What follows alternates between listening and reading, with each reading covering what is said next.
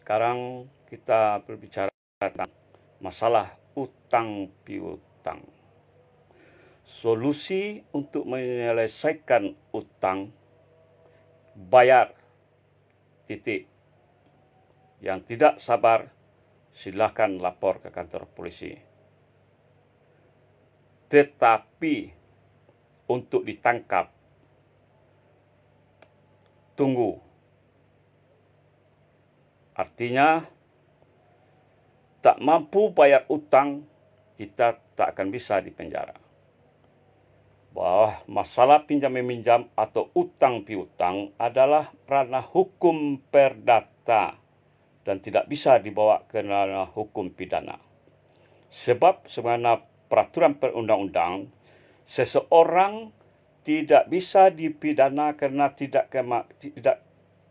ketidakmampuannya membayar utang.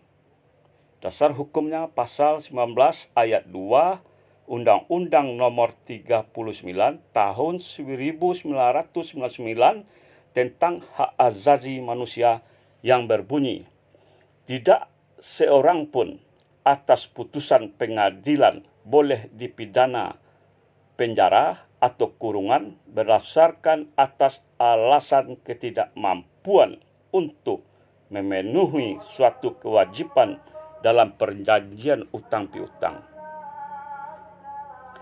Artinya, melaporkan si berhutang ke polisi merupakan upaya yang sia-sia. Upaya yang sia-sia dan tidak bijak. Sebab dengan telah dilaporkan si berhutang ke polisi, tentu akan membuat dia tambah marah dan jadi enggan untuk membayar. Sementara polisi tidak punya kewenangan untuk menjeratnya ke ranah pidana. Jadi upaya yang bisa dilakukan agar aset tidak hilang, tagihlah utang secara persuasif. Dan kalau tidak, ajukan gugatan wan prestasi atau ingkar janji ke pengadilan sebagaimana pasal 1243 Kitab Undang-Undang Hukum Perdata yang mengatakan pergantian biaya rugi dan bunga kerana tak dipenuhinya suatu perikatan barulah mulai diwajibkan apabila si berhutang setelah dinyatakan lalai memenuhi perikatannya, tetapi melalaikannya atau jika sesuatu yang harus diberikan atau dibuatnya hanya dapat diberikan atau dibuat dalam tenggang waktu yang telah dilampauinya.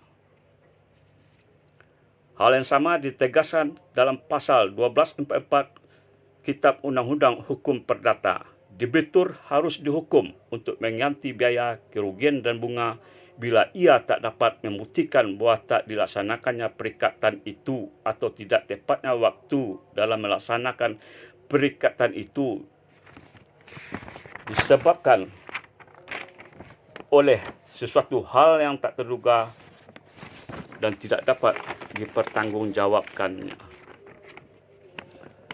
Jadi yang namanya utang piutang tetap harus dibayar. Kerana utang piutang itu hukumnya dunia akhirat.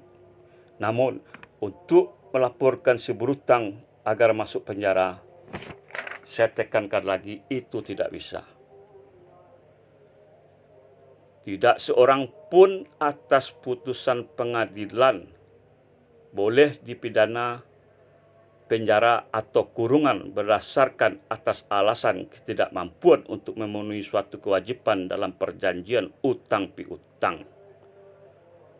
Pasal 19 ayat 2 Undang-Undang Nomor 39 Tahun 1999 tentang hak asasi manusia. Okey?